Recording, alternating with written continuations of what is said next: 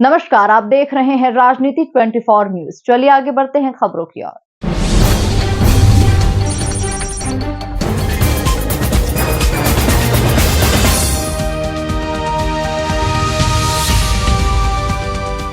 रविवार को बापट चौराहा स्थित आनंद मोहन माथुर सभागृह में एनजीओ महासंघ ने एक राष्ट्र एक चुनाव विषय पर एक परिचर्चा का आयोजन किया, जिसमें महासंघ से जुड़े प्रदेश भर के करीब 400 एनजीओ संचालकों ने भाग लिया। आयोजन में भारत सरकार के जीव जंतु कल्याण बोर्ड के सदस्य, केंद्रीय राज्य मंत्री दर्जा प्राप्त भाजपा एनजीओ प्रकोष्ठ मध्य प्रदेश के संयोजक श्री राम रघुवंशी मुख्य अतिथि एवं विषय के मुख्य वक्ता की भूमिका में रहे। वहीं भाजपा एनजीओ प्रकोष्ठ मध्य प्रदेश के सह संयोजक एवं प्रकोष्ठ के इंदौर संभाग के प्रभारी लोकेंद्र वर्मा महासंघ द्वारा आयोजित इस परिचर्चा के मुख्य योजनाकार की भूमिका में रहे। मंच पर मुख्य रूप से सांसद शंकर लालवानी, योगेंद्र महंत, महामंडलेश्वर पवन दास, महंत तेजू बाबा उपस्थित रहे।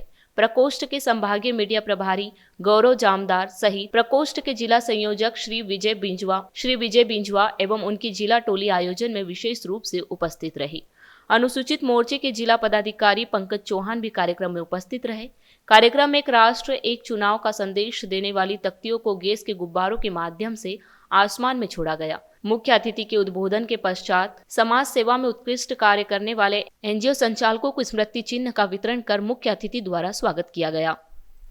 एक राष्ट्र एक चुनाव, ये शब्द में ही बहुत कुछ छुपा हुआ है कि देश में अब ज़रूरत है एक चुनाव की, क्योंकि चुनाव बहुत हो गए हैं और चुनाव से जो समाज में, सरकार में और अन्य चीज़ों में जो अवरुद्ध पैदा होते हैं, उन अवरुद्धों को ख़त्म करना है। और क्योंकि जो खर्चे और बाकी व्यवस्थाओं में भी बहुत कुछ धन लगता है सरकार का, कहीं ना कहीं ये जनता का धन रहता है। देश में एक साथ चुनाव हो जाते हैं तो ये कम समय में अच्छी सरकार मिलने की 100% उम्मीद रहती है। और लगातार इसको लेकर सभी सामाजिक संगठन, जैसे आज मैं यहाँ आया हूँ तो सभी एनजीओज़ हैं, सभी स्वयंसेवी संस्थाएं अपने स्तर पर बड़ा अच्छा काम कर रहे हैं। सबसे मैं आह्वान भी करूँगा कि इस मुहिम को एक पूरे राष्ट्रव्यापी मुहिम बनाई जाए, क्योंकि देश में इसका दबाव भी बने, सबके माध्यम से ये जाए भी और संसद भी और बाकी सब चीज़ें भी देखें कि नहीं, देश में अब जनता जाग चुकी है और वो एक राष्ट्र एक चुनाव के पक्ष में है। कुछ पहले भी हुआ था चुनाव, भारत देश में पहले भी नहीं, 1968 के बाद तो देश में चुनाव अलग अलग हुए हैं। थोड़ी पॉलिटिकल बात है, वो मैं बात नहीं करना चाहूँगा, फिर भी मैं बोलना चाहूँगा क्योंकि इसके सबसे बड़ा सूत्रधार कोई है तो कांग्रेस रही है। 1968 के बाद जब इंदिरा गांधी और बाकी लोगों को लगा कि देश में हम राज नहीं कर पाएंगे तो अलग अलग चुनाव कराए जाए, तो कंटिन्यू तब से चली आ रही है। लेकिन भारतीय जनता पार्टी की मैं बात करूं तो 1984 से कंटिन्यू ये अपने एजेंडे में शामिल कर रखा है उन्होंने कि देश में एक चुनाव होना चाहिए, चाहे छोटा चुनाव हो या बड़ा चुनाव हो। तो ये लगातार भारतीय जनता पार्टी की मांग भी है। लेकिन अब इस समय आ गया कि देश के सभी लोग एक साथ मिलकर, सभी पार्टियों एक साथ मिलकर एक राष्ट्र एक चुनाव की मुहिम में लगना चाहिए। देशवासियों को किस तरह का बेनिफिट इससे मिलेगा? देशवासी में आप भी आते हैं तो आप समझ सकते हैं कि जब चुनाव बार बार होते हैं तो आप कितनी दौड़ लगाते हैं, कितनी बार आपको चुनाव में आचार संहिता लगती है, कितनी बार आप बाकी कामों को अवरुद्ध में हो जाते हैं, कितने काम रुक जाते हैं, कितनी प्रशासन तंत्र लगता है उसको करने के लिए। जो हमारे काम के, हमारी सेवा के लिए, जनता की सेवा के लिए प्रशासन को काम करना चाहिए, वहाँ चुनाव व्यवस्था की दृष्टि से लग जाते हैं। पर उसमें जो दूसरी चीज़ें आती हैं, उनको शोषण होता है, शराब बढ़ती है, पैसा बढ़ता है, कहीं ना कहीं बहुत कोई लड़ाई झगड़े दंगे भी हो जाते हैं चुनाव के कारण। तो जो कहीं ना कहीं अंत में जो किसी के ऊपर बात आती है तो वो समाज के ऊपर बात आती है, हम सब के ऊपर बात आती है। तो राष्ट्र में यदि एक चुनाव हो तो इसमें बहुत सुविधा होगी। और अन्य विश्व के स्तर पे भी हम देखें तो अमेरिका है, ऑस्ट्रेलिया है, न्यूजीलैंड है, कई देशों में जहाँ एक राष्ट्र एक चुनाव की एक बहुत अच्छी सफलता मिली है। और उसमें सबसे बड़ा मामला है कि परसेंट बेस कि चुनाव में वोटिंग प्रतिशत की हम बात करते हैं। आम चुनाव में हमारा काम आता है, हम विधानसभाओं के चुनाव में जब देते हैं तो परसेंट बढ़ जाता है, तो लोग बार बार वोट डालने के कारण थक जाते हैं। उनको लगता है कि हम बार बार फिर वोटिंग हुई, तो वोटिंग का प्रतिशत भी कम होता है।